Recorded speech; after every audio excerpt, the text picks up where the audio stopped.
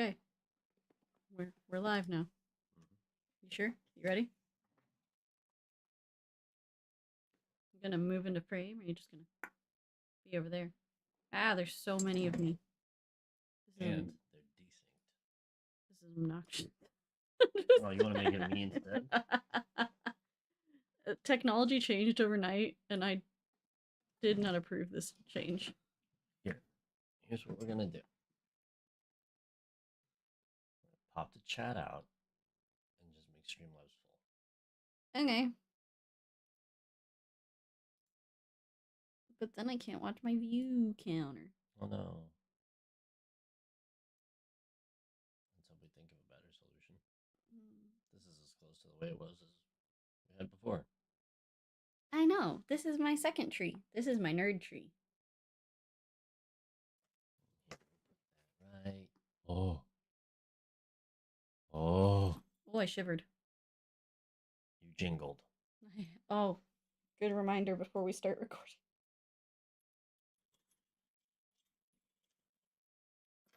There we go. I have 3 drinks. I'm a drink gremlin again. I've got a water and an alcoholic eggnog. Why? What are you trying to... Yee! Why do you insist on everything being so bright? Because if it wasn't turned up, we were going to have noise on our faces. An emergency.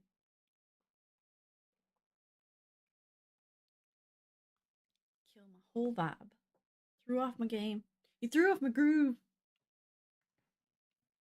Okay. Oh, thank you. I've had it since my emo era in middle school, actually. It's been with me through everything. I don't understand how it fits on your head. Doesn't fit on my head. I have a tiny head. You got a little noggin. Ow. Ow. Oh. Oh. It cut off blood flow to my brain. It cut off blood flow to my brain. You're being so dramatic. It fits fine.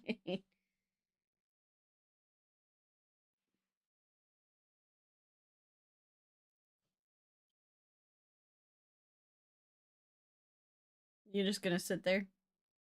How long till the bit's not funny anymore, James?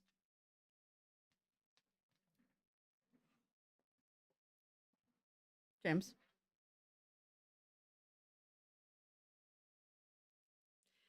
He doesn't have any hats here.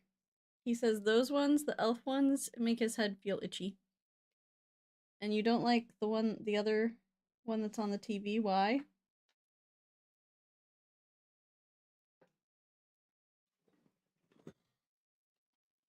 Why don't you like the other Santa hat we have?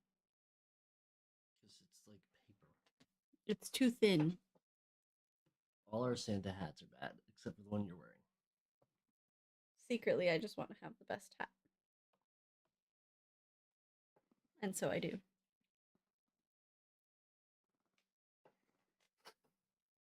There we go. I don't like it on that side. All right, you ready?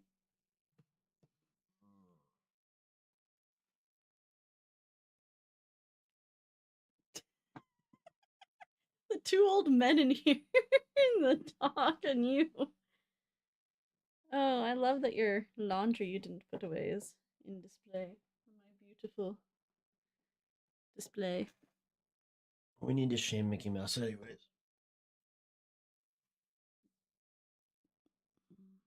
I have 26 notes. I have a lot of notes, but I make no promise You that wrote they them make all any. when you were... I was gardening. That's how we say it on the internet, James, for legal reasons. I was gardening. Doing some gardening last night. And my notes reflect that I was gardening.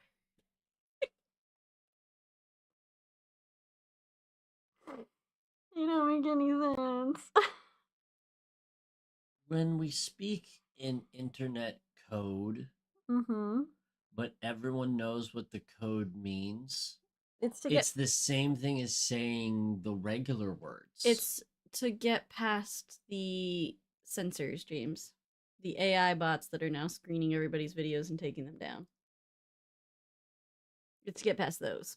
Because they're looking for trigger words, for code words. I'm going to... I can't say that on the internet. Police will show up. Take me to jail forever. The police or the... The police. Okay. Alright. The regular old-fashioned police. Not the new militia? Not the other ones. Just the regular old-fashioned police. You ready? I guess. We don't have to. Well, it's a little late to back out now. I mean, we could just sit here and chat. We could talk about how our 200 episode is coming up in 2 movies. Or 4 movies. What did I say? I don't know. I have a mental block going on. I don't know anything that's been going on for the last month. In 2 to 4 movies, because I can't remember if it's like 2 movies, 4 episodes, it is our 200th episode, and we will be doing something torturous to James. I don't like this game. And I'm going to let all of the internet vote on it. Not just here, but also on Instagram and Facebook. I'm liking this game less and less. Don't. It's not gonna. You're gonna have to watch the sequel to 50 Shades or some big toothy grin or some select episodes of Glee. Oh, something really great to get your anger juices flowing. I saw this TikTok the other day. Is it about Glee? From a guy, a pretentious fuck. Who was like, Broadway is dying. Let me tell you why. And it had 3,000 likes on it. So I was like, okay, this hasn't reached much of the masses. But tell me, pretentious fuck, why is Broadway dying? Did they blame Glee? No. Oh. But he was like, something, people feel... He had 2 conflicting messages. One was, in making Broadway available to the masses and appealable to the masses, you have made the art shitty. Okay. Sweet baby, it was already shitty. Okay, that's not where I thought we were going. The counterpoint, though, was like, to save Broadway, we need to make it even shittier so that only New Yorkers go. And we need to make tickets cheaper so that only New Yorkers go. Because we don't want the fucks on vacation from Illinois, that's almost a direct quotation, to come to the Broadway shows. I was like, you're all over the fucking map, dog. Like, I can get behind the cheaper tickets. The tickets are fucking outrageous. Sure. The art should be cheaper so that people can go see it. But like, he complained about it being too expensive for the common man to go see, and then got mad later that the common man was going on vacation to New York and going to see it. And he was like, it should be for us. And I was like, fuck you. It's never been just for you. No, fuck you. That's one of New York. First of all, Broadway's not even the first to ever do it, okay? They did it in London first. And they've been doing it in London the whole time, and longer. Shakespeare. They've been doing plays for eternity. Yeah, but that's not the same as Broadway. Broadway's not nearly as famous as East End. West End. Whatever. They do shows in both ends. I don't know what to tell you. Jesus Christ. Maybe I should just have James review famous Broadway plays with, like, only limited context. I'm gonna show you some select clips on the internet. No plot, just this. It's every time there's a new clip, it's gonna be like, well, this is bad and gay. It's not bad because it's gay, but it's bad and gay. And then the next one's gonna be, like, well, this is bad because it's gay. Well, this one's just gay. It's not that bad. This one's bad and not gay. I don't understand. Broadway's confusing. But I didn't go to school. I didn't go to school. I'm the common man. I'm from the mountains. I'm from a mountain town. So was most of our chat. I'm uncultured swine from a mountain town. He's a homeschooled mountain boy. I can survive in the woods. No, you can't. I can. What are the rules of 3, James? What do you mean the rules of 3? Comedy comes in 3s. I rest my case. I don't know what you're fucking talking about. They teach you that in like kindergarten in Colorado. Oh, I didn't go to school. I didn't go to school. This is imperative that you know. I didn't go to school. It's 3 minutes without air, 3 hours without heat, 3 days without water, and 3 weeks without food. That's 4 3s. That's too many It's 3s. the rule of 3s. So 3, 3, 3. That's how long you have to survive without all your needs. Between the two of us, who can read a map? I can get around using landmarks in the sky. I'm a wayfinder, bitch. But yeah, no, you show me a map and my brain goes, those are some nice squiggly lines you got there. That's a boulder. That's a nice boulder. I can get to every place I've been in Austin. I can get to without a map right now. Same. No. No, I can. I can get to places I've been. We wind up in places that are deeply familiar to me, and you go, I don't know where the fuck I am. I don't know where I am. And I'm like, down the block, around the corner is this other bar we were at 6 months ago. And you're like, you see like some fucking house in the distance, and you're like, oh yeah, it's a boulder. It's a nice boulder. It's a rock. I was like, yeah, but I knew that without seeing the house way over there. It's a boulder. It's a How long did it nice take boulder. you to do your Maps and Compass final? I passed. I got an It A. is a pass-fail. No, you get scored by how long it takes you. Oh, they must have changed it to pass-fail when I took the class. Because, I mean, I was like the 5th person to finish it. But... Oh, I was running to hit it under the freaking wire. Time limit? Yeah. I took off my flip-flops and ran across Palmer Park. Oh yeah, I did my Maps and Compass flip-flops. Ay. You're gonna die of frostbite in the woods. No, because you got 3 hours without heat. And if you're lost for 4 hours... I wouldn't go out there without boots. That's a lie. You don't intend to get lost. I have hiked in flip-flops. Colorado. Cool. All right, can we? Fucking weirdo. We are so far past time. Can we record? Yeah, right. Anyways, think about what you want James to do for our 200 episode, and we'll do a tier list episode before that, and it'll be an extra long episode, just like last time when we did 100. But I'll write an episode of Glee. All you'll tell me are character names, and I'll write my own episode. Are you going to perform it? How is this funny for... I'm just going to read the script. Oh, that sounds so much fun. Anyways.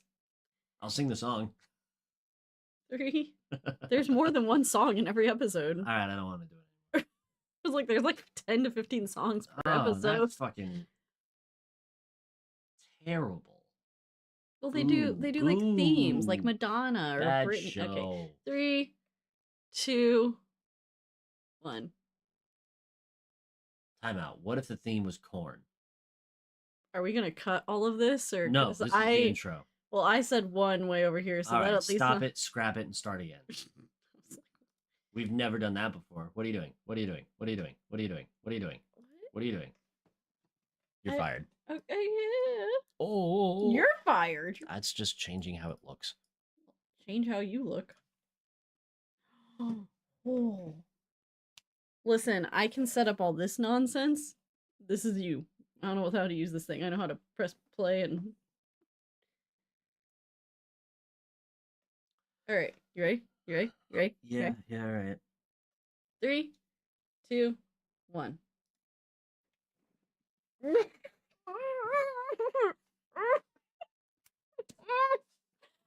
is CityWavesCinema. My name's America. That's James. We watched Klaus, and I was just accosted. I wanted my 4-second gag. No. Yeah. We can't have it anymore. So instead, the opening to this episode sounds like a brief kidnapping.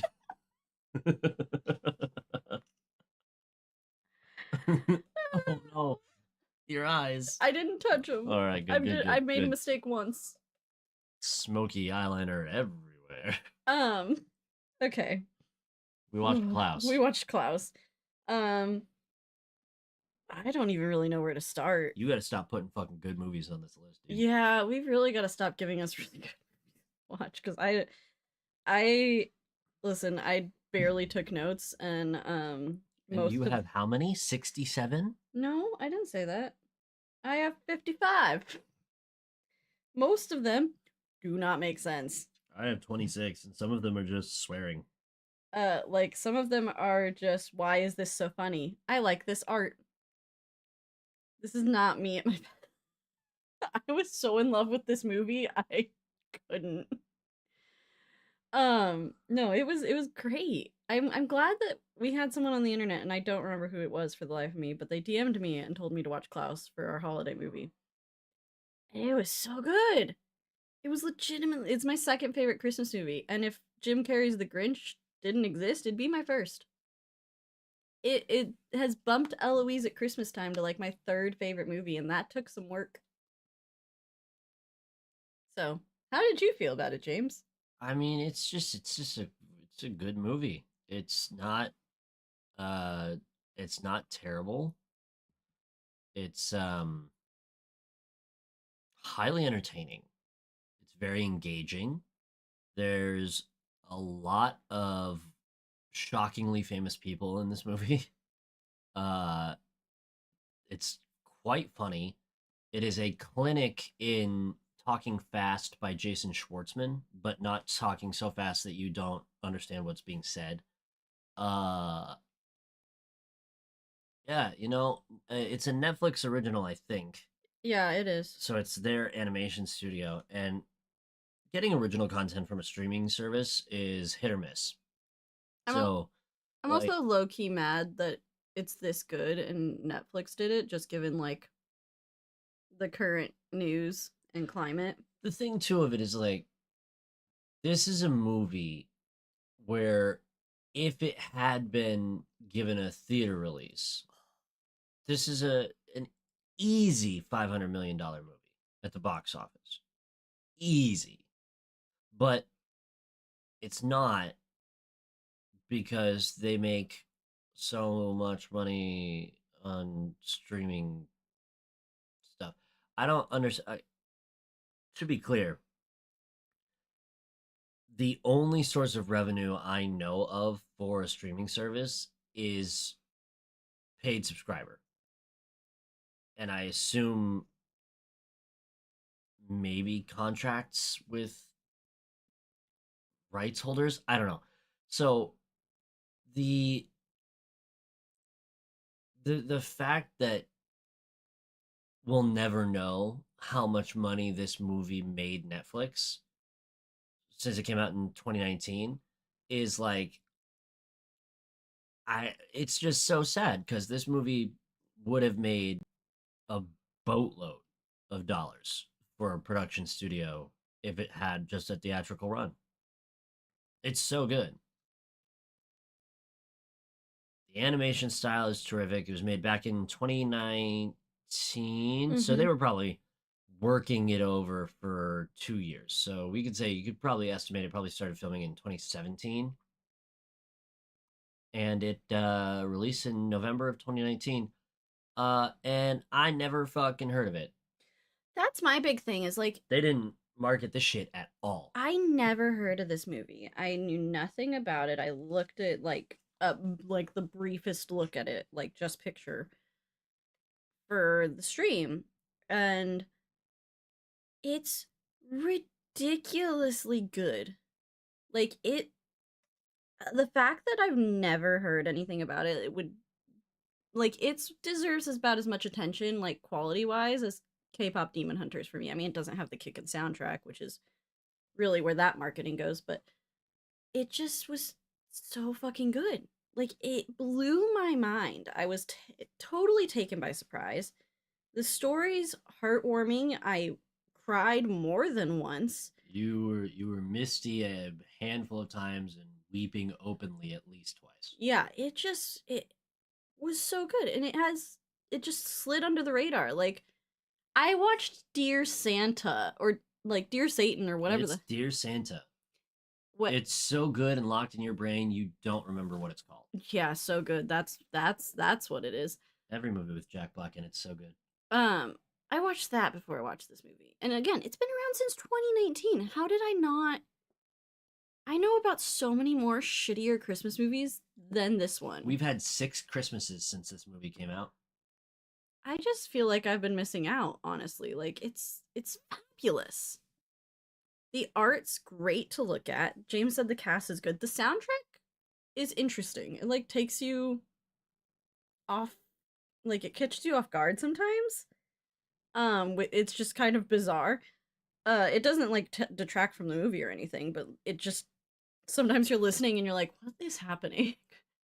It's the sort of thing where you get caught up in the fairy tale-ness of it all, and then an early 2000s pop song will play.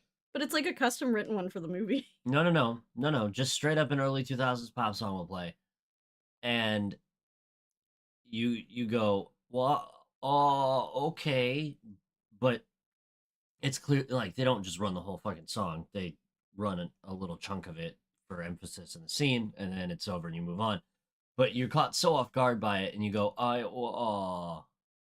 weird, and then you're right back into the fairy tale. Yeah. So it's odd. This is an odd movie, but it's a very good movie. It is. I literally, it's one of those movies that I could sit here and I could talk about it and talk about it and talk about it, which we will because that's what we do.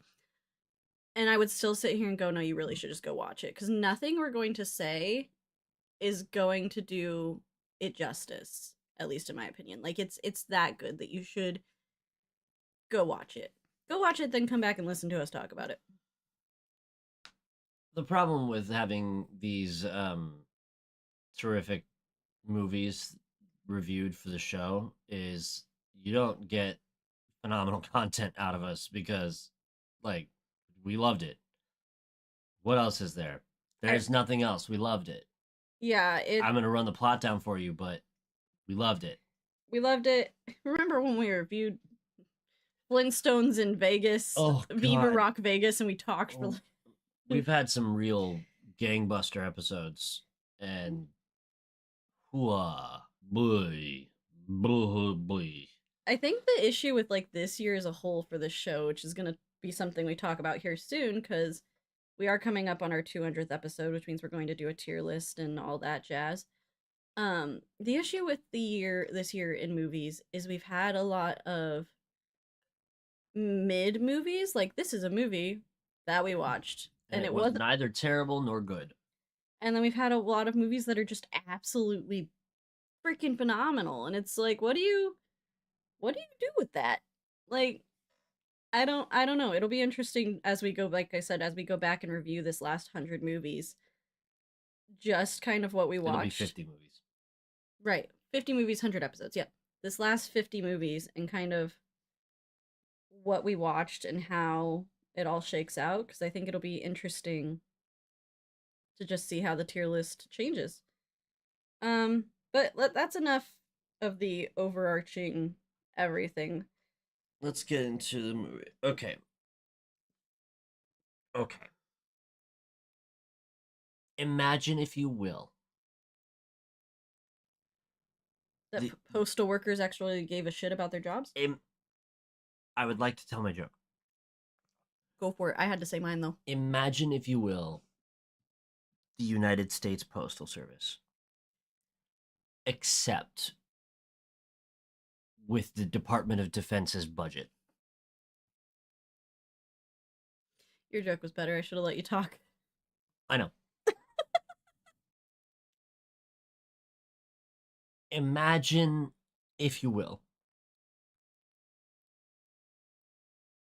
the most kid-friendly military boot camp of all time, populated exclusively by male men and women. up to and including comically fat drill sergeants, epaulets on everyone's shoulders, and legs the size of sticks. This is 19th century Norway. And this is the Royal Postman Academy, run by one Postmaster General, whose name will not be stated. He's just the guy. We don't fucking care about him, though. We care about his Nepo baby. We care about his Nepo baby, Jesper. Now, Jesper does not give one fuck about anything other than leisure and being taken care of and pampered in his and silk sheets. I was like, you have to talk about the silk sheets. In a almost too sexual way for a children's movie, the silk sheets. Silk sheets suck.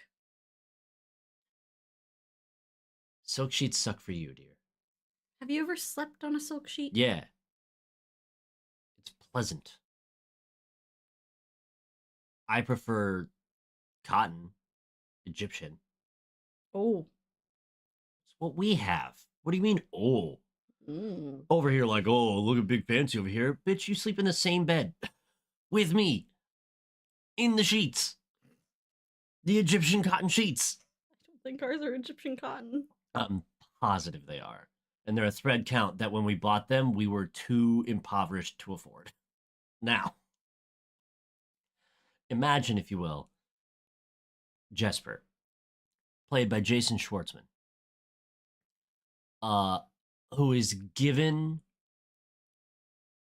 an ultimatum by his father. That's the Postmaster General. Because he's been purposely failing out of the Royal Postman Academy. He is really, really, really trying not to be a mailman. I mean, I can't think of a more prestigious career than Norwegian mailman. But Jesper doesn't want to do it. He doesn't want to do anything, though, to be clear. Like, it's not just being a mailman. He's just trying to get out of all work. That's true. What is funny, though, is after he's given the ultimatum and sent on his way, he gets down to brass tacks as soon as humanly possible. He doesn't want to be there. He understands that he has fucked around, and he now is in the finding out stage, having fucked around. True. So, like, some people, you find some Nepo babies sometimes who fuck around and just, when they reach the find out stage, continue to fuck around. And that's the most irritating kind of Nepo baby. But Jesper, at least, you know, he gets what he's told, which we'll get into in a second. And he literally bears down and is like, all right, I don't know how I'm going to do it, but I got to do it. I will say, I feel like his circumstances that he ends up in are way worse than the threat of being kicked out and cut off. That is, by your estimation, yes. So, ultimatum. Daddy Postman says, you need to go to the island town of Smearensburg, where you will establish a post office, and you will have 1 year to stamp 6,000 letters. And if you don't, you're cut off forever. And the, like, head of the Royal Postman Academy even says after Jesper leaves, he's like, I think Smearensburg, that's rough. He's like, I think that's too harsh a punishment.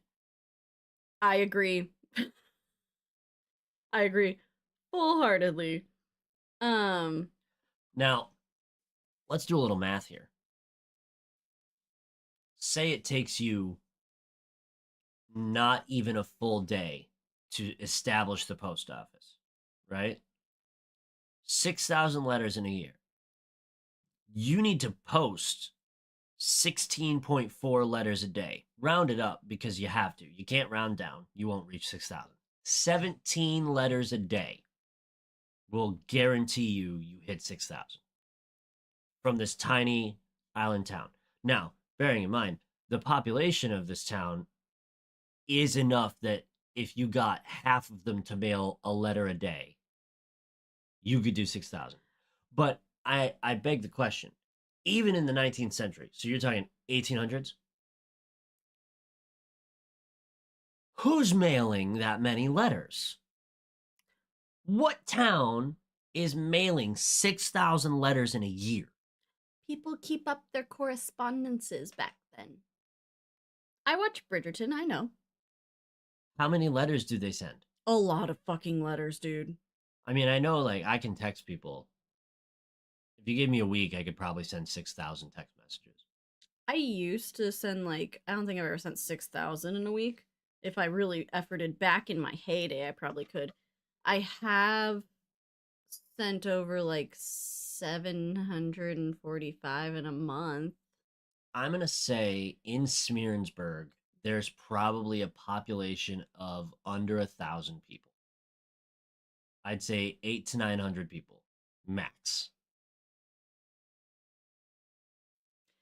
There seems to be more than I think there, like, should be. Like, when you first see the town, first of all, this town is like fucking Silent Hill. Like, I watched it. It is ghoulish. I well, watched now it. hold on, because we got to talk briefly about Mogan's. The boat? The boatman.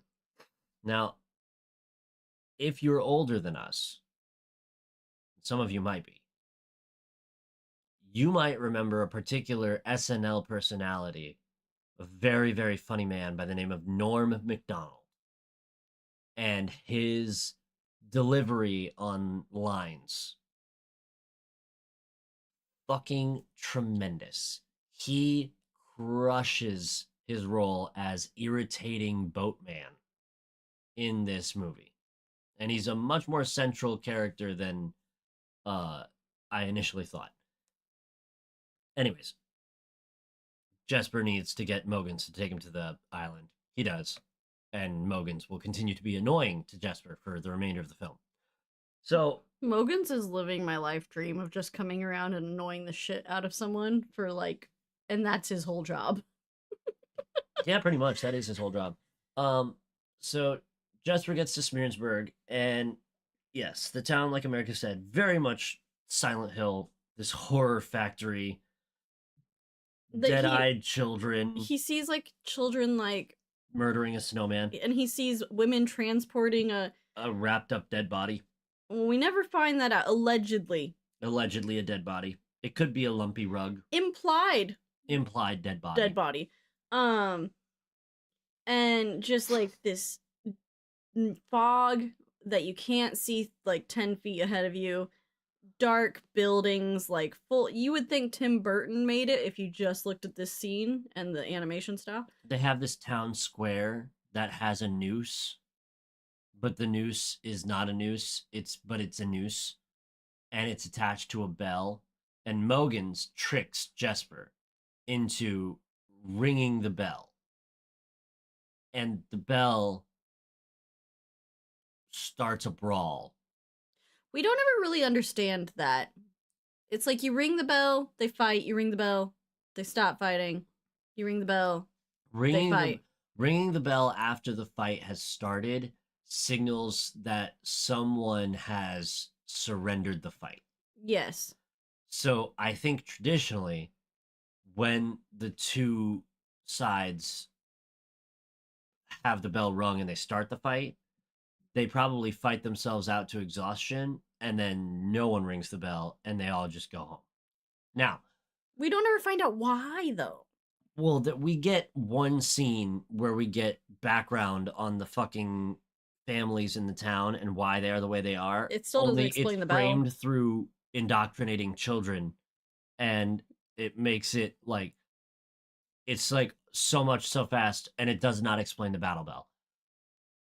Smearensburg is comprised almost exclusively by two families, including extended families, etc., etc. Cousins, second cousin, third cousins, nieces, nephews, you know. A lot of strange breeding going on here. By the Ellingbows and the Crumbs. Crumbs with a K. So they have been fighting each other The whole time. For centuries. Back to caveman. Why? No one really knows. And they will not tell you. At this point, they definitely don't know, nor do they care. All they know is fight. So, you might ask yourself, well, why didn't one half move? And that's a good question that will not be addressed in this movie. There's a lot of like questions about the whole like setting that are not given any explanation, and you're just supposed to like accept at face value, and because it's not the point of the story. Yeah, and you're so wrapped up in the fairy tale of everything that you actually don't care about it until you go to psychoanalyze the whole thing. So Jesper has a post office building. It's exceedingly ramshackle. There are chickens living in it. Yeah, they house their chickens there. The door exists, but it is not. You know how hinges have pins that hold the door in there? There's no pins in these hinges. So the door just sort of like, it goes every which way and falls.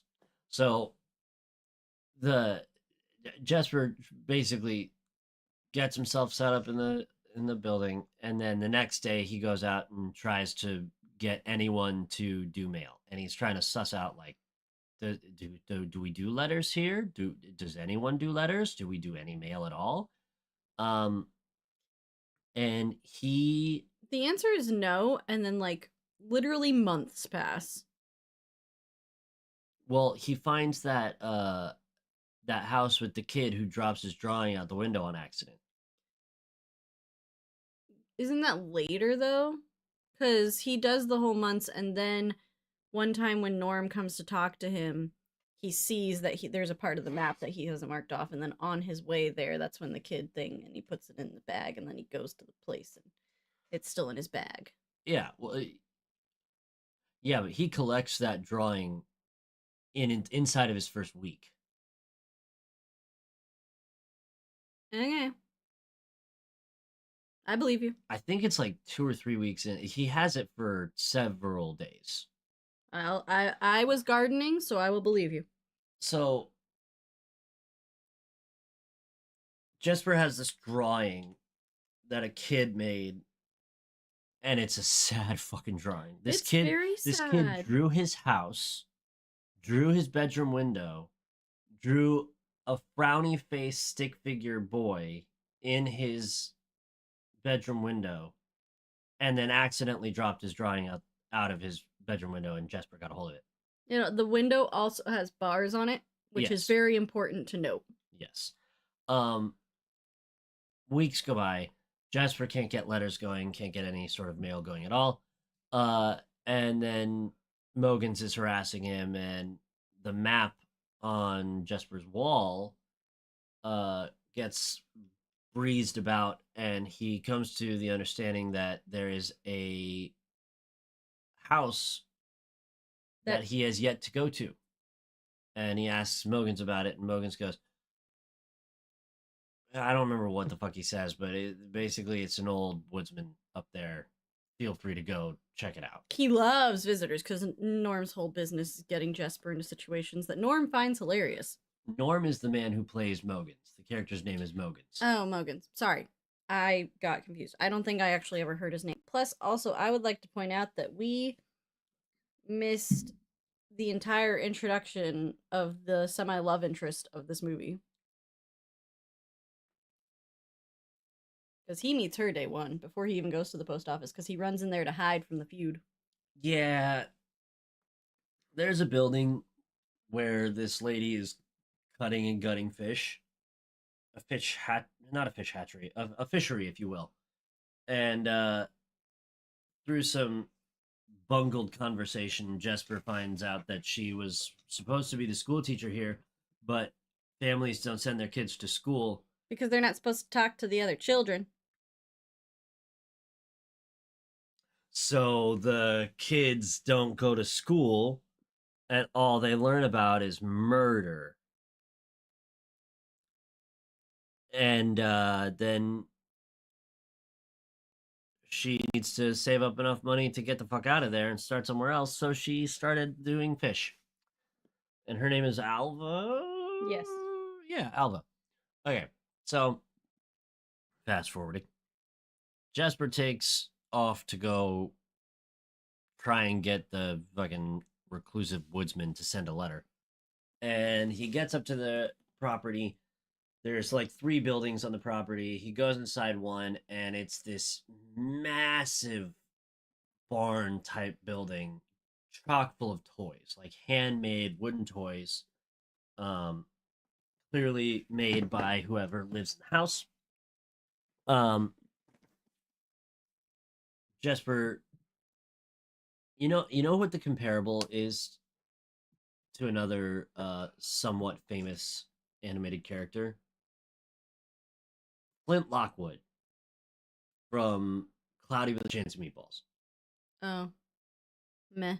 In terms of they find themselves in situations unintentionally, and the physical comedy of their movement is very, very similar. Sure. Okay. So I hate Cloudy with a Chance of Meatballs. it's such a funny fucking movie. No. Is it good? No. I didn't say it was good. I said it was funny. It is not, and the animation style upsets me. That's a reasonable complaint for you. James said, I cannot insult you because that's your neurodivergency. You don't like the way things look. It makes your eyes burn.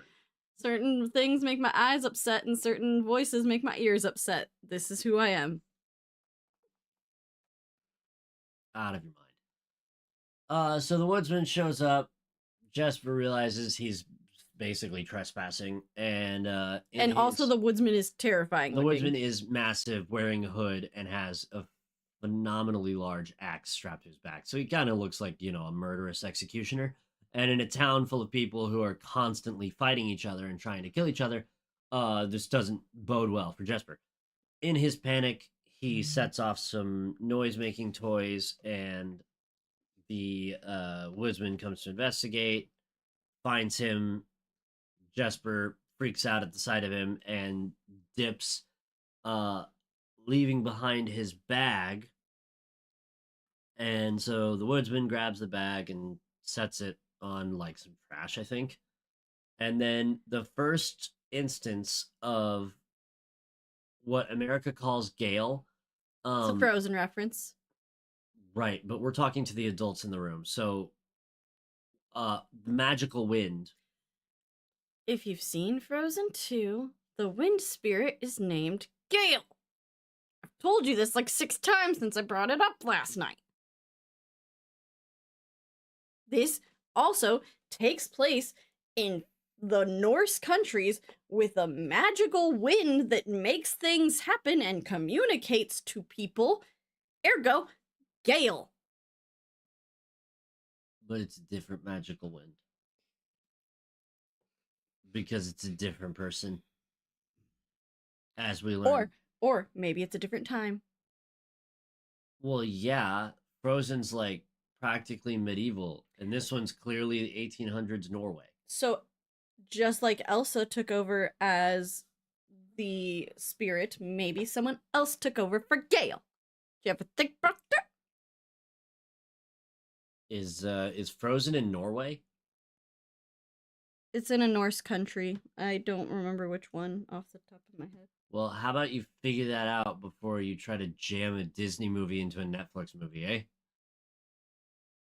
Fucking mixing and matching plots over here just to get angry. It's in Norway! Son of a bitch!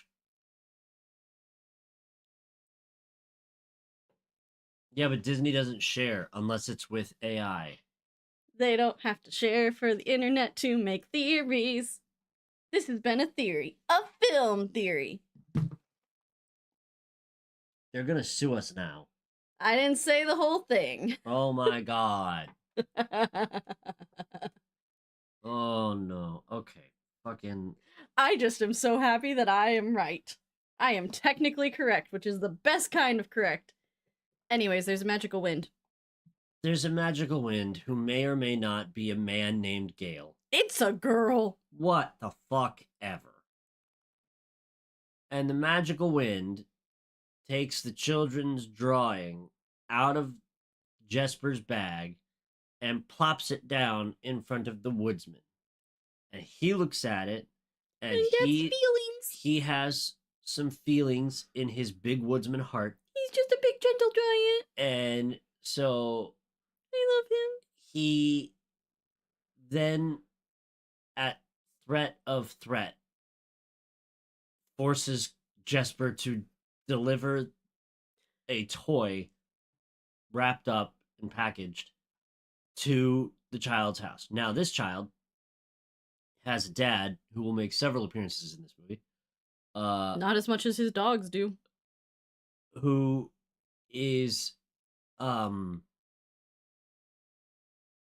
most Tim Burton-y looking villain that is not in a Tim Burton movie. Imagine, if you will, if Tim Burton designed a Republican. Incapable of emotional bonds with his child, really obsessed with guns, has dogs that are probably underfed and mean, doesn't have hair on top, lot of hair on the sides and back. I think you're making a lot of generalizations. Yeah. Like I care. Anyways. So, he, Jesper, not a rogue, fucking bungles the shit out of this breaking and entering. Well, first of all, he tries to just put it in the mailbox, and it doesn't fit in the mailbox. Klaus literally is like, and he's like, first, Klaus is a man of no words. He doesn't talk for like the first half of the time you know him, which is a shame because Klaus is played by J.K. Simmons, and J.K. Simmons has a phenomenal voice. And he's also really funny later on. So, side note, this kid's front yard, gate out in front of the house, spikes and all that. Front yard full of bear traps. And then the dogs on the porch. And they're mean-looking cartoon dog. They don't look like any breed of any kind. They just look vaguely like a dog. They could be wolves. It's unclear. So, Klaus bends the bars of the gate because he's enormous. Shoos Jesper in. Jesper's panicking, doesn't know what to do, dillying and dallying. He's standing on a loose board. Klaus stomps the board. Jesper shoots off into the sky, falls down the chimney. We're putting together some fucking fairy tale points here. There will be so many times in this movie where you go, and check that one off for the lore. The Santa Claus lore. Check that one off, like most of the movie. So Jesper falls down the chimney, causes a little bit of a racket, dumps the present on the floor, and tries to leave through the front door. Now, the front door has approximately 52 locks of varying kinds. Deadbolts, chain locks, bar bolts, just all kinds of shit, right? And from the moment he falls down the chimney, the dad, the owner of the house, is like, what's going on down there? And equips himself with a firearm.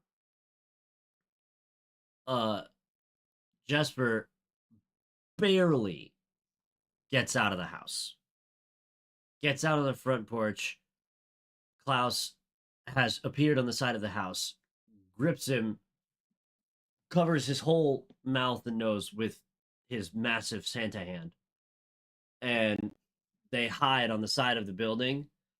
The dogs come charging up, and Klaus just like looks at them all mean, and the dogs go and run away. And the dad comes flying out of the house in like slippers and his pajamas and a gun, and is like, "Don't let him get away, boys!" And the dogs like lead him off somewhere else. Little kid woken up by this disturbance in the nighttime, like Cindy Lou Who, only goth and a boy.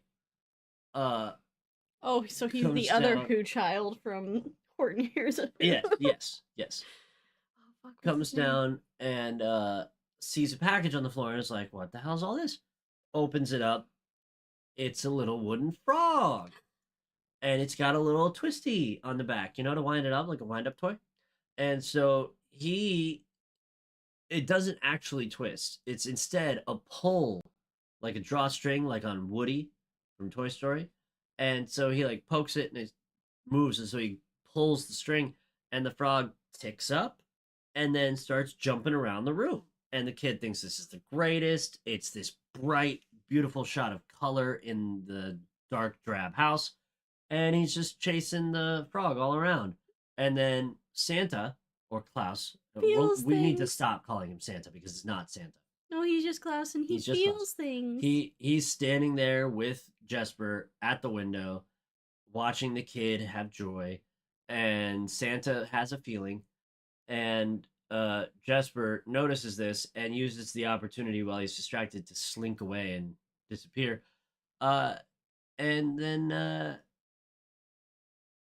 the kid sees like a shadow against the window, and he turns to look, and Klaus just vanished. And they get out and get away. Now, word spreads like fucking wildfire amongst the village children that if you take a letter. Well, that's because Klaus leaves behind. Oh yeah, Klaus leaves a drawing behind. Mm-hmm. So the kid puts 2 and 2 together. Yeah, kid finds his own drawing, puts 2 and 2 together, and starts spreading the rumor that if you make a drawing or write a letter and give it to the postman, a toy will appear in your house. He's also very specific that you need to pay for the postage because that's what Klaus told him, or not Klaus. Jesper told him when he was trying to get the kid to mail his own drawing. It's not a letter if there's not postage.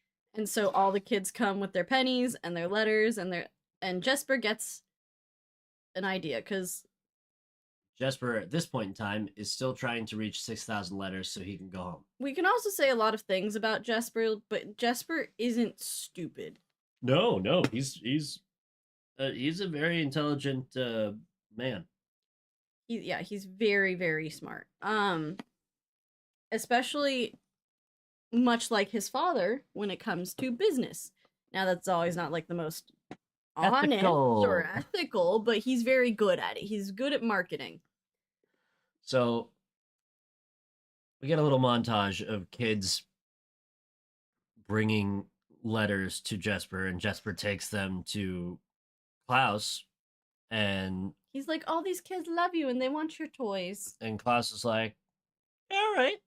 So Klaus agrees under the because Gale tells him to. The wind tells him to because it spins the portal. I'm gonna drive James insane. But the wind basically guides Klaus to saying yes by spinning around Jesper in a magical, mystical way, telling Klaus that this is a good idea and when Jesper looks, it stops. And so Klaus is like, all right, my wind wife told me to, so I will. So the only caveat to Klaus and Jesper's new business arrangement is that they have to do it at night. Okay.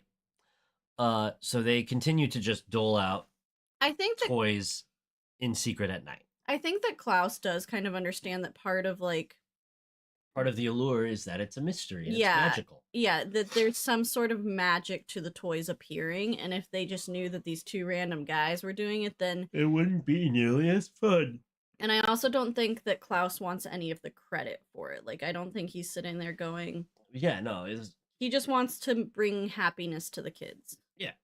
And Jesper just wants their letters. So they start doing this, and we get this great montage of Jesper almost dying and Klaus making him deliver toys and shit. Klaus also, doesn't do anything other than, hold the presents for most of the first runs. Yeah, Klaus is not an active participant in this toy delivery. So eventually this boy who got the frog is playing with it, and he's playing with it by this big gap in a fence, right? And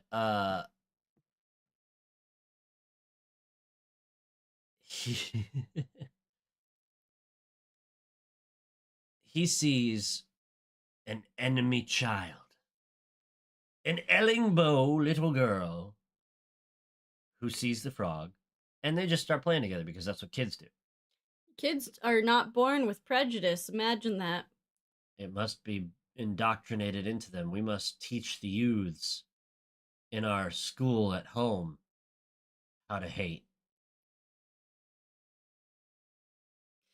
Anyways, so the two kids play together, and then their parents like have an entire conniption fit, and they go to their little clan leaders, and we get this back and forth between the Crumb clan leaders and the Ellingbo clan leaders, where they try very, very hard to indoctrinate the children into hating the other family. And the kids are just like, anything to make this interaction stop. And it works. And it's also at this point that the clan leaders basically decide that they got to figure out what's going on with this postman.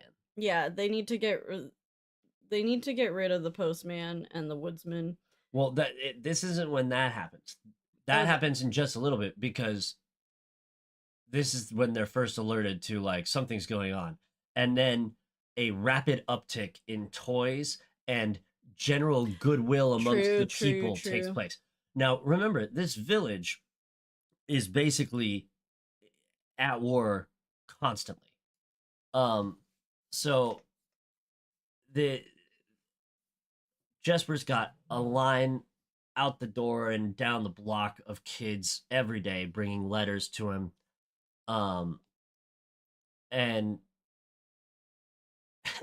then Jesper makes a call. Jesper makes an executive decision during one delivery where he is delivering a toy to the house of a boy who called him a loser on his first day in town. And was also kind of like mean and physical bullying him too, yeah. And so Jesper sees some charcoal in the corner and he puts it in a stocking. Now, throughout this montage that we've just had, the mythical lore of Santa Claus gets born. That he comes down your chimney at night. If you leave a stocking by the fireplace, he'll put presents in it, all this stuff. And of course, Jesper hears all this as he's going about his day-to-day job. And so he's able to sort of lean into and help push the mythology so that it's even more magical. So he puts coal in the fucking stocking, and then the kid shows up and he's mad at the postman because, like, who else is he gonna be fucking mad at? He's like, I sent my letter and I didn't get a toy, so like, I got what's coal. Up? And then Jesper is like, now is the moment. My improv classes, come to me. And he storms out of the post office and approaches this little boy who's a dick. And he basically explains to him that Santa's omniscient. Santa sees all. He's the and knows all. And he only gives toys to good children. Yeah, to nice children. The kid's like, and this is what sparks every child. Like, this whole thing is just rumor mill with the children. That's this whole movie. And so a bunch of kids hear this and they're like, oh shit, if we do nice things, then we get toys. And so all the children in the village start just like, they're doing chores. They're not being domestic terrorists anymore. They're helping like neighbors out. They're cleaning up stuff. They're taking weapons out of walls where they've been jammed up. They're not fighting each other anymore. And it infects the adults. The adults see the kids behaving great, and it's this massive change. And the majority of them are like, I can get with it. The big like theme of this movie is that one small act of kindness or of a selfless act sparks another. And so it just spreads. Like, the kids are being good, the parents, because stop being violent. Yeah, well, some of the acts that the kids do get interpreted as like, oh, the adult in this family did this, and so they do a kind act back to that adult, and it just whole spread. And James is right. That's when then the clan leaders have a meeting between them under a banner of truce. And it occurs to the clan leaders that only their most immediate family is still around them to bicker and fight. And so they're like, well, this won't do. We simply must kill the postman. And the woodsman. They gotta take them both out. And the woodsman. They don't even have to kill them. They just want to stop them. Yeah. So now the more and more of the children, I don't know what they've been doing to make these letters thus far, but none of them can read, and none of them can write. Some of them can. They can all draw, but I know. Well, some of them can read and write. Those have been said. There's this group that comes up and they're like, "Well, we want to send a letter," and he's like, "Okay, so write a letter," and they're like, "Well, we don't know how to do that." They're like, "We can't do that," and he's like, because again, Jesper is a marketing genius, and he's like, I can solve a couple of problems with this idea. So he takes the group of children over to Alva's fishery, and is like, unbeknownst to her, he does not clue her in. Let her know at all. He's like, "Hey, teach these kids how to read," and she's like, "Fuck you," and he's like, "Teach these kids how to read because you want to," and she's like, "God damn it, you're right," and she starts to teach the kids how to read, but then, it makes her feel good, and it reminds her why she wanted to be a teacher in the first place, and she spends all of her savings that she had saved up to spruce up the school, and all the town's children are going to school now, and they're doing great, and they're so excited to learn, which I don't think necessarily is accurate to real life, but when you get to watch your classmate learn how to spell their name for the first time,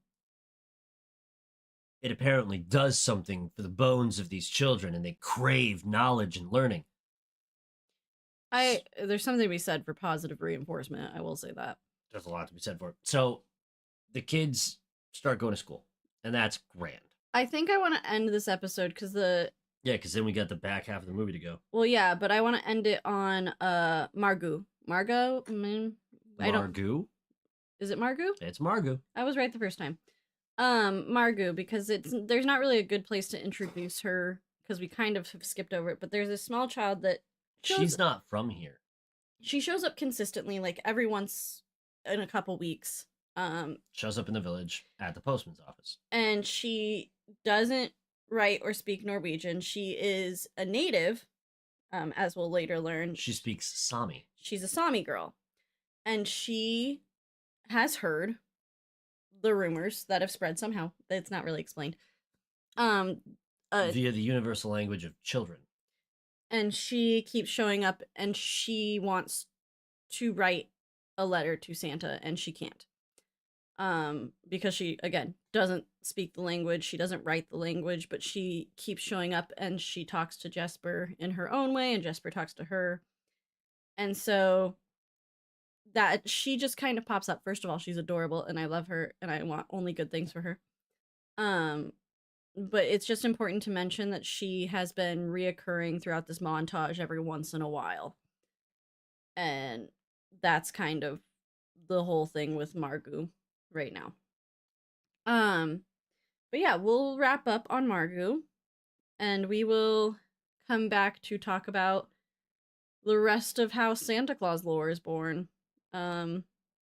Including, I don't know if it happened already, but like the reindeer and the sleigh, and it has not happened yet. Yep, because it comes after this happens after the ambush. Yeah.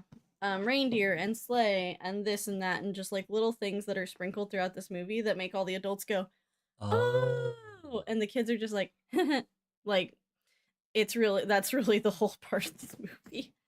But yeah, so we'll see you next time. All right, y'all. Let me save this and actually do my job that I didn't do last time. This will actually be our last episode before the new year because we're leaving on Saturday to go to Colorado. So, it'll be some time before you get this episode to you. But I'm excited to not do a holiday theme movie and get back to some of the other things that we need to watch. Because the only thing that we had that wasn't a holiday movie in between Halloween and Christmas was How to Train Your Dragon. Klaus Part 1. Oh, it's so nice to have a one-word title. There is one issue with doing the thing this way. Oh no, I can do it over here. I'm stupid. I'm figuring it out. Alright. again, YouTube changed its whole interface sometime between the last recording and this one, and it has royally like fucked with my brain. I'll figure it out just like I figured out the Streamlabs update. But until then, I'm just gonna bitch about it. One that I know we want to do. And then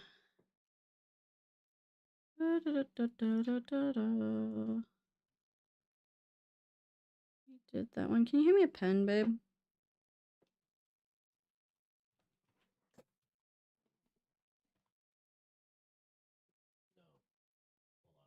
Oh, okay.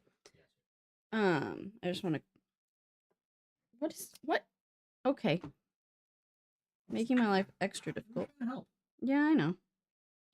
Oh, Toy Story 4 is on this list, babe, which is funny because of how we talked about. You can't just uninstall my list. Uninstall. You can't uninstall my list, dude. We were talking about Toy Story 4 today. That's why it's a big thing. I don't want it. Did it not help because I told you things about it? We also watched that one. Man, we're doing great. There's one that I saw like recently and I was like, oh, that needs to go on our list, and it's not on our list and I can't remember what it is. Because it's relevant and important.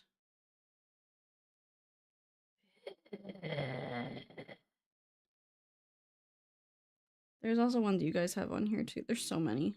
I do try to prioritize when I can ones that are like newer and relevant, and that's just me trying to be a good chaser of content, of views.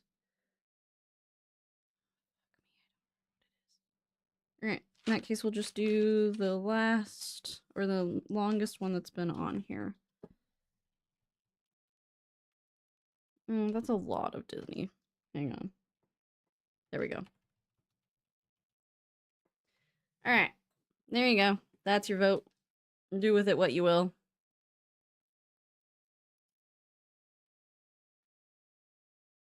We'll be right back. We gotta go wash our son's nap mat for school.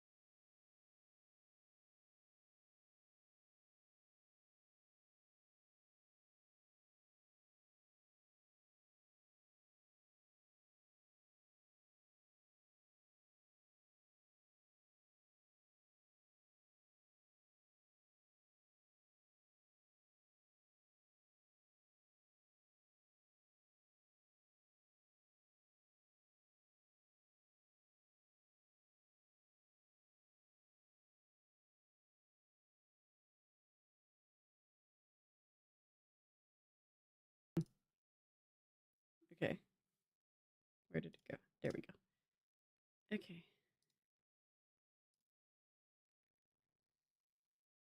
See? It's okay, James. It's okay. We get to watch the Minecraft movie. I'm excited. You fuckers wanted content. Yeah, it's gonna be a bad one. I've heard nothing good that from anyone over the age of 13.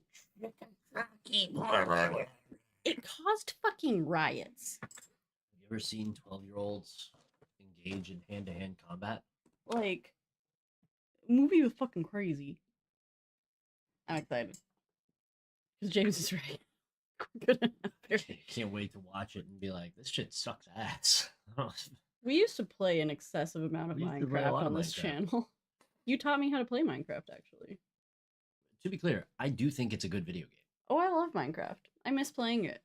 I have no desire to, like, ever do it, but I do miss it.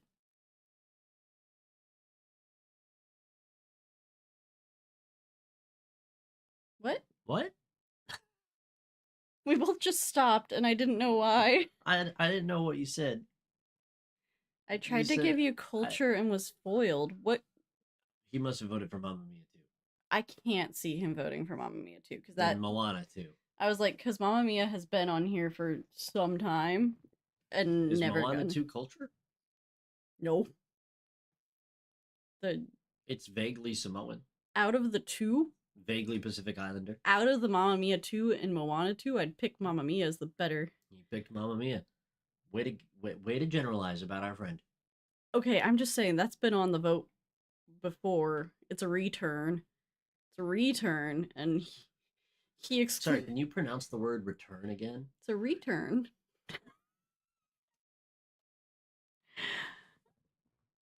It's a return. You return it. Yeah, you return it. You return it. No, you don't return. Which would be to turn another time. Or to turn again. Is return. Snoop Dogg. What's that other one that you pronounced stupid? Crown. No. It's a crown. It's not. It's a crown. It's just not. It's a crown. No. Crown. No. A crown is what a member of royalty wears on their head. That's a crown. Yes, a crown. Mm-hmm. You know what you draw with? A crown. A crayon. It's a crown. No.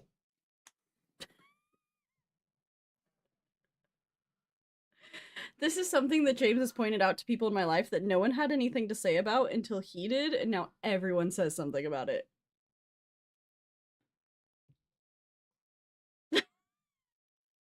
Your friends are behind me. I'm saying it. You're not. Here, break it. Look, it's broken down into two sections. Say that. Crayon is stupid.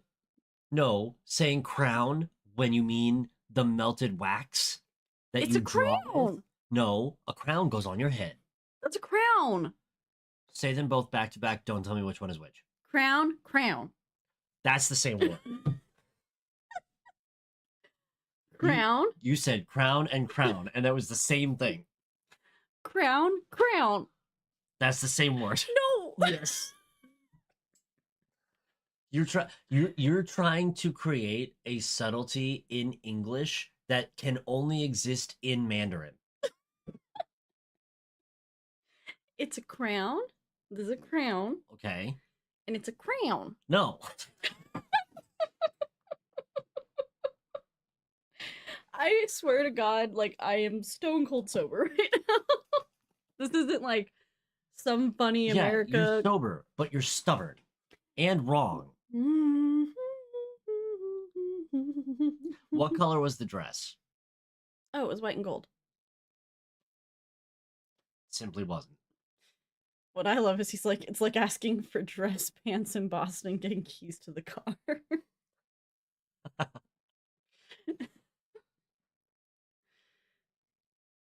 And we're not returning to this. Are we returning or are we returning? Like a U-turn. What other words have vaguely similar pronunciations to other words that you do wrong? A washcloth. Washcloth? Mm-hmm. That's correct. We had a big fight about that one Christmas, but I don't remember why. What?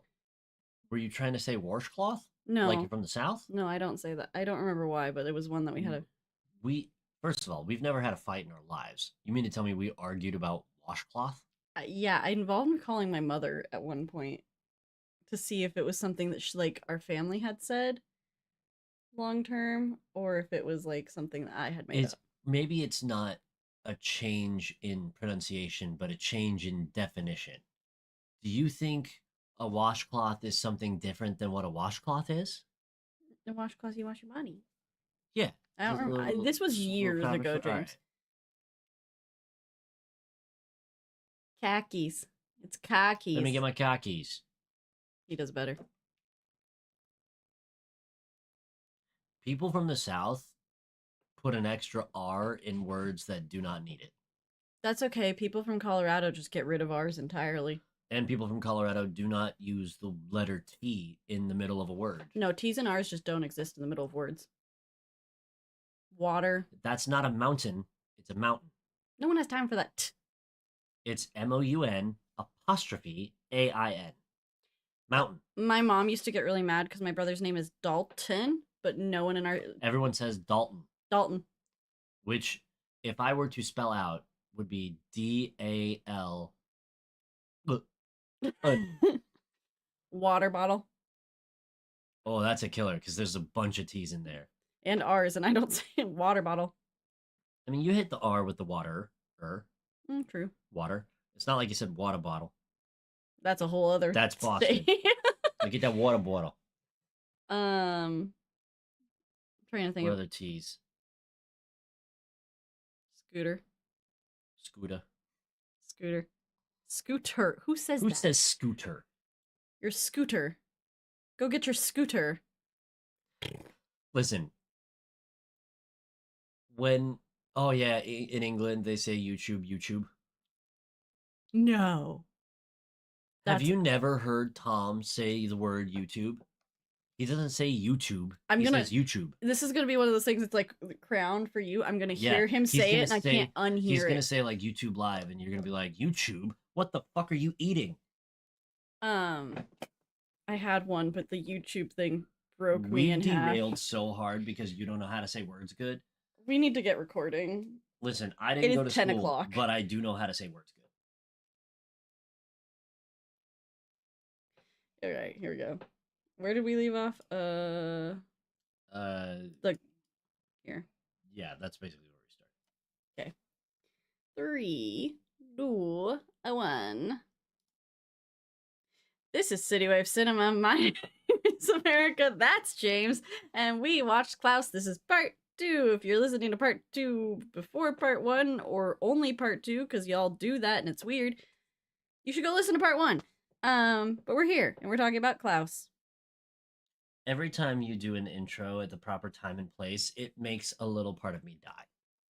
Every time that I wait for 4 seconds, it makes a part of me explode in panic. You really learn how long a second is when you have to watch 4 of them tick by while nothing. Why would you cause an earthquake? Sorry. Heavens to Betsy. Just banging and crashing around the set. All right. Anyways. Enough of that. Witty banter, as it were. They're going to sue us for sure now. I don't think they've... In the movie Klaus, Jesper, in case you've forgotten, is trying to get 6,000 letters stamped so he can go back to his life of luxury. They have been utilizing the woodsman Klaus, who has a monstrous barn just chock full of handmade toys. But Jesper realizes, as they load up for a run later in the year, that they're running low on toys. And Klaus, who has become more and more vocal as we've gone on, goes, yep, about one more run will do it. And Jesper panics because he hasn't hit his 6,000 letters yet. So he tries to convince Klaus to make more toys in time for Christmas, and he has this whole pitch for him about how they're going to do this like one big night, one big delivery night, and it's going to be on Christmas. Instead of doing a bunch of like spread out things, so that way Klaus has time to make toys. And they just do one delivery on Christmas. Which, okay, here's my one issue with this movie and this plotline. So basically, up until now, children have been writing letters. Yep. And it's kind of like Amazon. Next day, toys.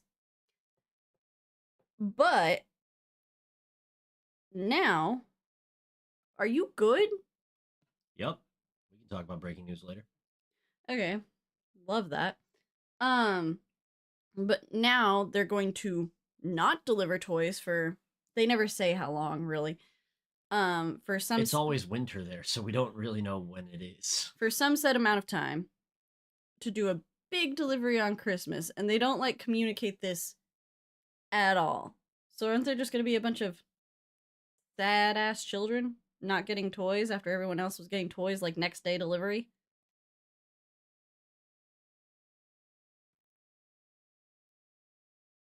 The silence is astounding. Thank you for your commentary and thoughts on my remarks, James. Thank you for your commentary and remarks on my.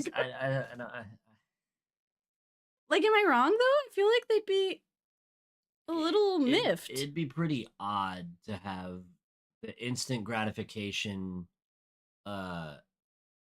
suddenly removed and dropped back to one time a year. Also, my big thing is, in this universe, Christmas exists, which means Jesus did die, which Jesper informs us about and was born. Like right now, when he's like, "We could do it on Christmas," and I'm like, Christmas exists. This is a fantasy world where Jesus did become born, and Jesper's the whole reason that we have this whole capitalism marketing hell about Christmas. Yes. But also Jesper did invent Santa Claus. And in this universe, Santa Claus is real. Santa Claus is also buff. We love a buff Santa. That's a very strong we. We love a buff Santa. Maybe not James and the we, but there's a lot of people that love the buff Santa. I don't mind a strong Santa, but according to the lore, Santa has a big fat belly that shakes like a bowl full of jelly. It's in the rhyme. But we've also established that kids are making the shit up as they go and as they see glimpses of things. Like that the reindeer fly. The reindeer don't actually fly, James. And that... What? No way. You've ruined my perception of reality. Ah. But, like, this is the second, like, cartoon. There's been other ones, but cartoon buff Santa that we have. Rise of the Guardians is the first. And he's got naughty and nice tattoos. I will say nothing is sicker than Santa with tattoos. See? We love a buff Santa. I didn't say buff Santa. I just said Santa with tattoos. James loves a buff Santa. You're putting words directly in my mouth. And I would like for you to get out of there. Now is not the appropriate time. We can't do that on stream. Not on this channel. Anyways, Christmas. So, Klaus doesn't want to fucking do it. He hasn't made toys in a really long time. Jesper accidentallys his way into a old keepsake of what we can only determine to be Klaus's late wife. They make it clear that it's his late wife because he has the whole... Right, like, well, what I mean is, like, there could not be anything else that it is. Oh, yeah, no, it's their little, family tree. Yeah. So, Klaus gets mad because he didn't want it to be revealed. Forces Jesper to leave. He has trauma. We take a little side quest to where Jesper, stops trying to understand Margot, the little native girl, and, he just sort of like uses her as a therapist and tells her all his problems, and not knowing what she's saying in response makes up the answers and basically solves all his problems himself, which is a funny thing. Yeah. Why are you chuckling? Because I remember our joke from last night. What joke?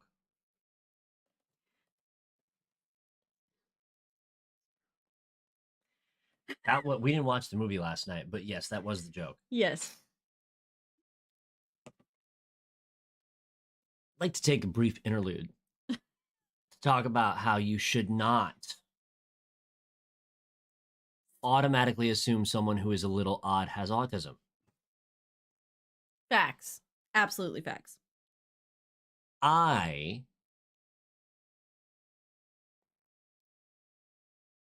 made a joke while we were watching the movie because Klaus, having stopped making toys because he's sad, makes birdhouses. Also because he's sad, but different.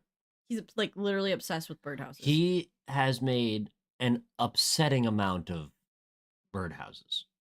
And I said to America, who has made a career out of working with children who have autism,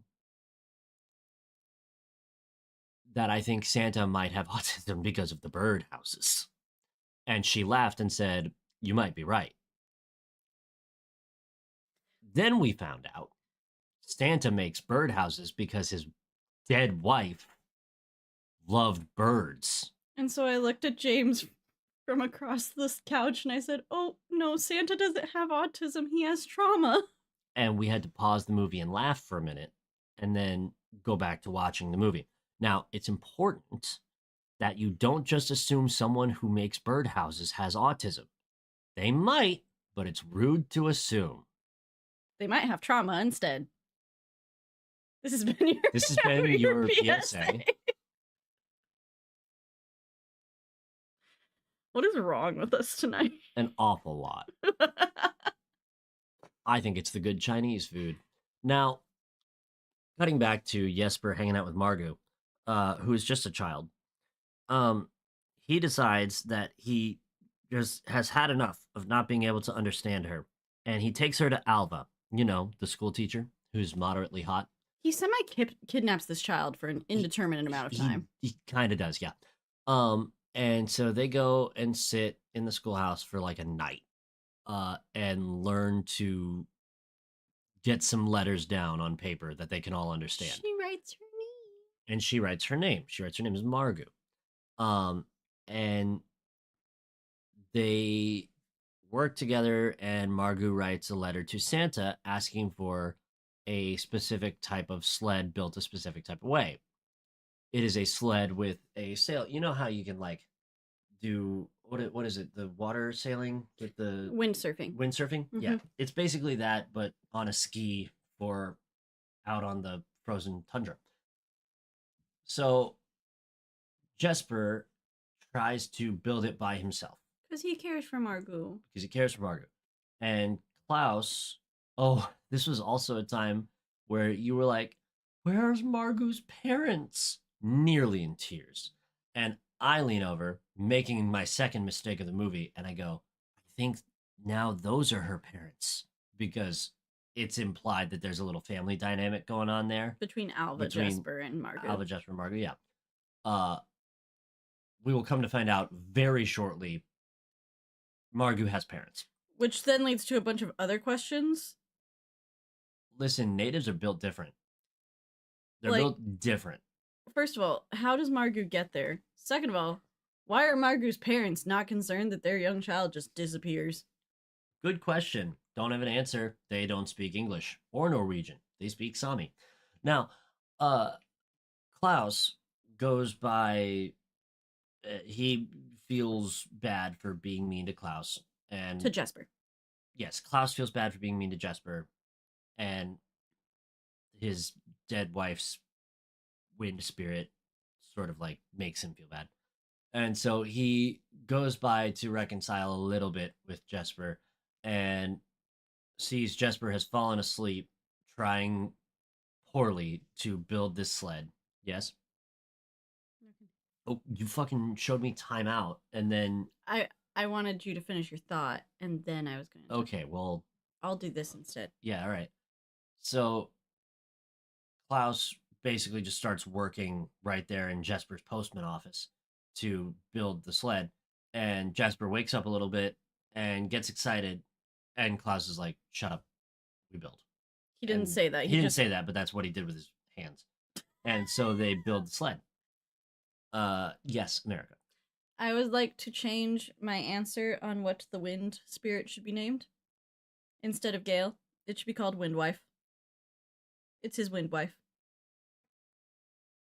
You know, she had a name. And he tells us what her name was. Yes, her name is Lydia, and now it is Windwife. Who are you to make these executive fucking decisions? America. Just because your name is the same as the country and the Gulf. And the continents. I have a lot of North and South. I have a lot of coverage here. And Latin.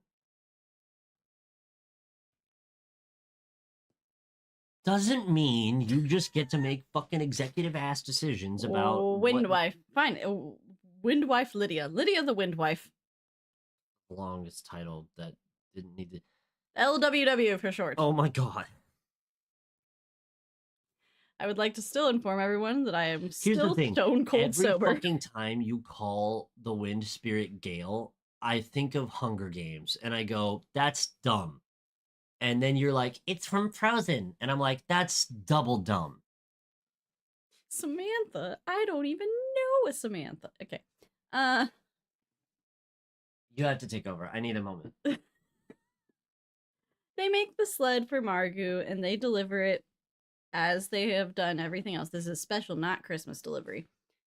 And they go deliver it to Margot. And we see how treacherous it is to get to Margot, which is extensive. And again, I question how this small child has made it multiple times, multiple travels by herself to Jesper's post office. I also question how she found out about any of this. And I also question why her parents are not concerned that their child just disappeared for multiple hours. Sometimes till, like, it's fucking dark outside. But they get the sled to her, and we get the second, like, sweetest, I think, toy drop-off. The first one being the first kid with the frog. And then this one being Margot with her family. Just freaking heart melt, dude. It's so good. So cute. And she's so fucking happy. And they are so, like, the parents are so happy, and it's just, like, this really beautiful moment. So good. Really great. And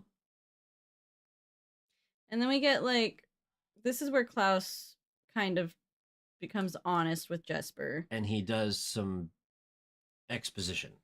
Klaus will, as they return home to put the reindeer back up, and Jesper is, like, talking about, like, actually doing this deal more consistently, and it seems like he's really committed to not, he's sort of like put the letters thing in the back of his mind, and he's like, I'm just in it for the love of the game now. He has good feelings because of Margot. Yeah. It's the first kid that he's actually, like, cared about that's done this whole letters and everything, which is then, as again the theme of the movie is, a selfless act will spark another one. And so this selfless act with Margot has sparked Jesper to now feel like this is something bigger than just getting 6,000 letters for himself. Right. So, Klaus will go on to tell Jesper that he made the toys for the children that he and Lydia hoped to have, but they could not have children, and then she got sick and died. They kept trying, and he kept making toys, and it just never happened. An important note about the script. In this very sad moment, I made one of my better jokes. You were there and you laughed. Did I laugh because you were my tears? But you did laugh. The way the script goes, and the way Klaus tells it, is they waited for a child, and when one didn't come, they continued to wait for a child, and that he repeats it several times. And I lean over to America and I go, that's the problem, is you waited for a kid. You can't just wait and have a kid. You have to fuck and then you get a kid. And she did laugh but I think it's because she was gardening. Now, all this very tragic. Klaus then does commit to the Christmas plan, which is awesome. And then, all of a sudden, Margot shows up with every one of the natives. These are going to become the elves of this universe. Of this universe, yeah. And they basically start helping to manufacture them toys. And renovate, like, Klaus's whole operation. Like, they start doing, like, construction on it. They roll up and just start. It's crazy. They run up, I feel like they walked in there and were like, oh, this'll never do. It screams of the same vibe of, like, when you get a whole gaggle of Amish folks and you're like, we need to build a barn, and they just do it in an afternoon, and they set it up by hand, and they move it by hand. It's crazy. So town's getting better. Jesper's doing great, feeling good. He and Alva are having moments together, and he feels conflicted because now he's like invested in the town and the people. And in the meantime, the motherfucking family elders, who still hate each other but now hate Jesper more, the Ellingbows and the Crumbs form a temporary truce to try to stop Jesper and Klaus so the families can resume fighting each other. Because they don't know what the fuck else to do with their time unless they're trying to kill each other. And we didn't talk about it much, but they have, like, tried several attempts to, like, stop them and or kill them. And the big issue is that one side's attempts are getting in the way of the other side's attempts to end them, and it's leading to them not being stopped. And so that's when they're like, okay, if we both keep trying to do it separately, this isn't going to work. So we have to do it together. They come up with this plan. So they come with this plan. They figure out that Jesper's motivation upon first arriving was to get enough letters to meet his target so that he could go home. So they all get together, the fucking boomers and of this call town. His dad. They don't call his dad. Oh no, they mail 14,000 letters. And then they call his dad. So Christmas Eve arrives. Jesper's dad shows up. And he's like, you fucking did it. You get to come back and live your life of luxury. And Jesper's like, about that. But he hems and haws too much. And then everyone thinks he's an asshole. Which would have been valid months and months ago. But now, not so much. There's nuance here. But people don't give a fuck about nuance most of the time. And they're mad at him. Klaus is mad at him. Alva's mad at him. He leaves with his dad. Margot's not mad at him. Margot's not mad. Margot is devastated that he's leaving. Mm-hmm. It's a heartbreaker. So they're on their way to leave town, and just before they leave, they do this great little ploy where it feels like he's left on the boat, and then the boat leaves, and Jesper's not on it. He's on the pier. Big reveal. Margot's calling after the boat, and he's like, what are you worried about? I'm right here. I'm not going nowhere. Except not with that accent. But... yeah. And she's super excited, and they chat for a few minutes. They also have this moment that's really sweet where the dad, the boat guy who's been a royal pain in Jesper's at, like, Logan's. Yeah, the whole time. He says to the guy, he's like, to the dad. He's like, I've never seen someone sadder to leave than to arrive. And the dad looks at Jesper and he's like, I don't think you really want to leave. Like, before the boat takes off, and that we get, like, this whole, like, implied reconciliation between dad and son, where it's like everything the dad wanted for his son has come true. Like, he's grown up. He's discovered how to be like a whole person and not just a nepo baby. And then we get this character arc. We get the sweet moment with Margot, and that's when Jesper realizes the plot that is happening by the townspeople to go, and now they're going to stop Klaus by basically sabotaging Christmas. Right. Which Jesper now cares about because his heart grew 3 sizes.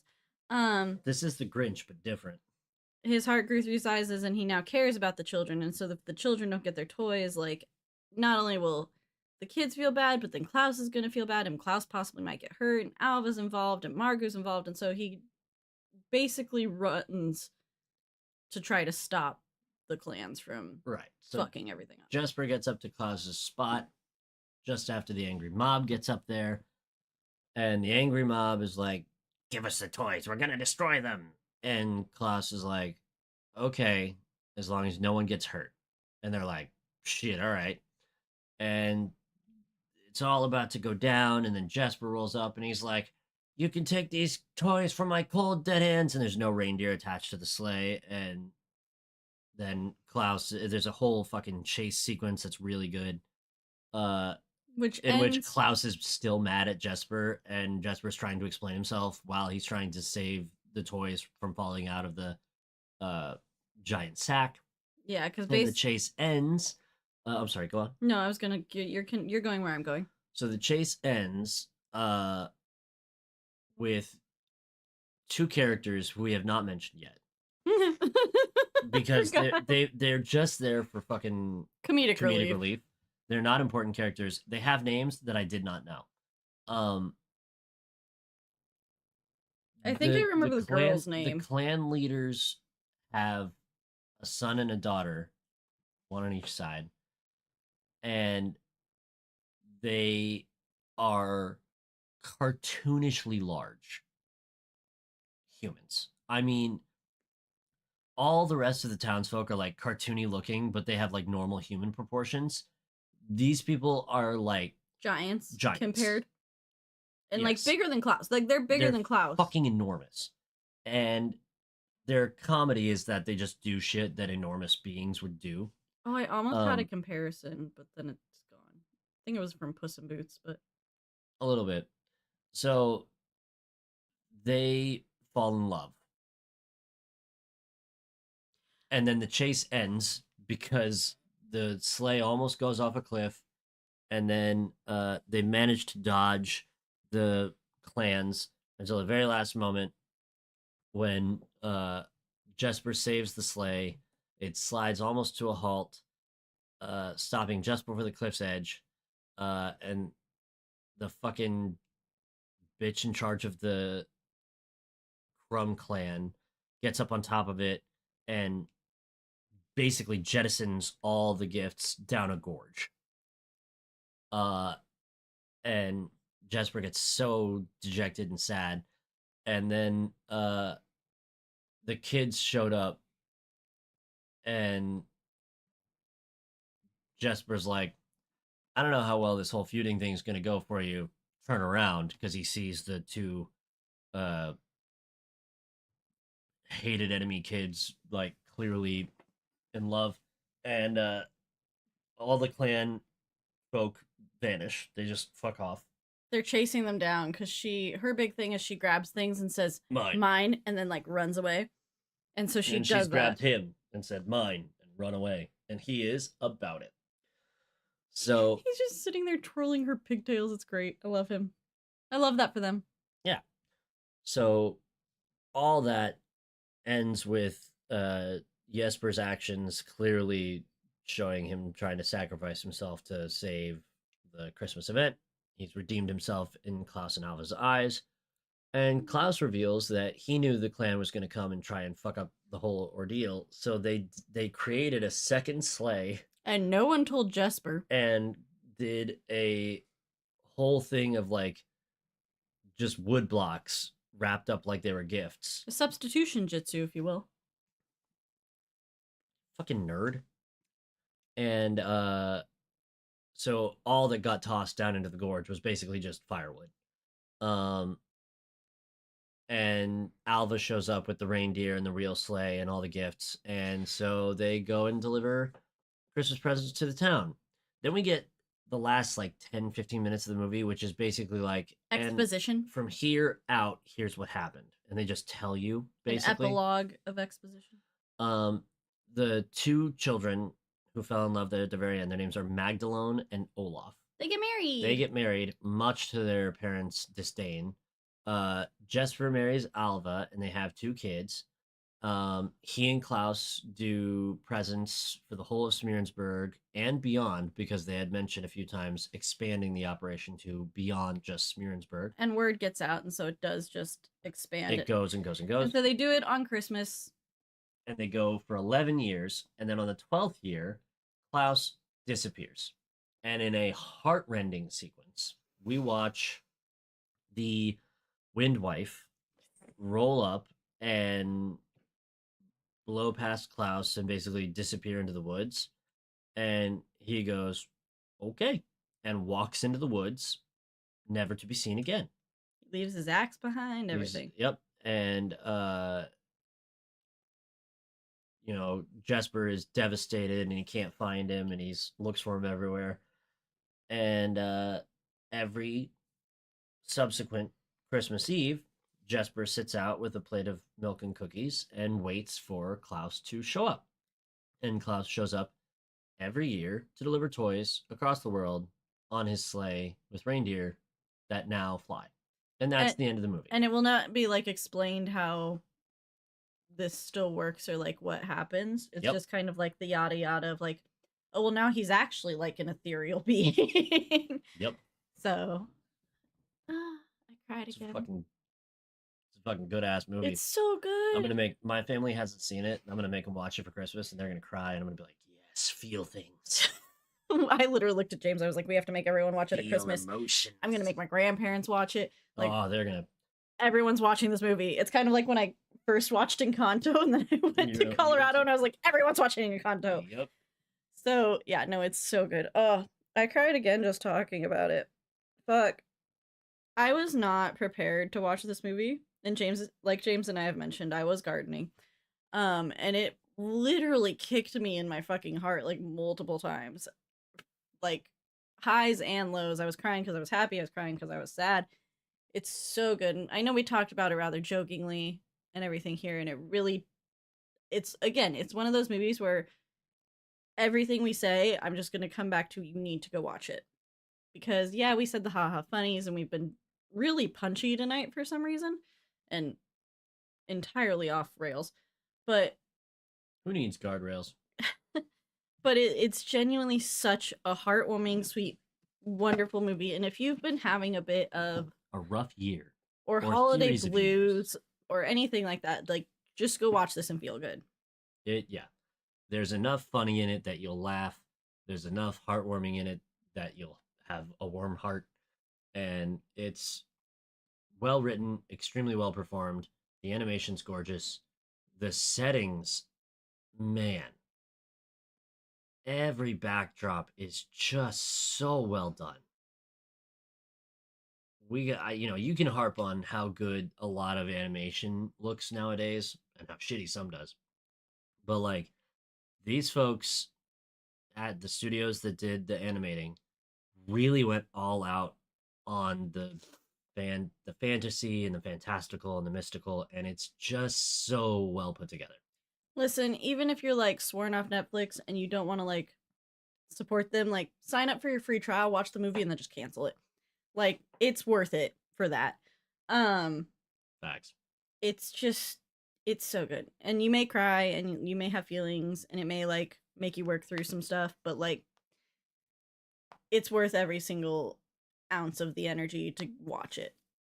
The only thing that we said that is kind of off is sometimes the soundtrack just happens and you're like, what? Yeah, sometimes a mid-century pop song pops up and you go, oh, and you're taken out of it, but then you're right back into it.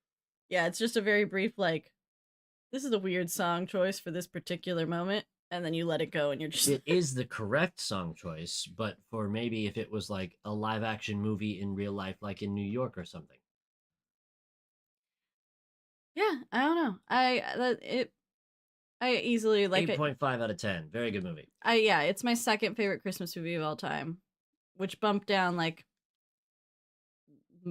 pretty much one of my all-time favorites. So I didn't think that was possible. I genuinely haven't seen a Christmas movie that's been made in the last 2 decades that I can genuinely say is this is a good Christmas movie.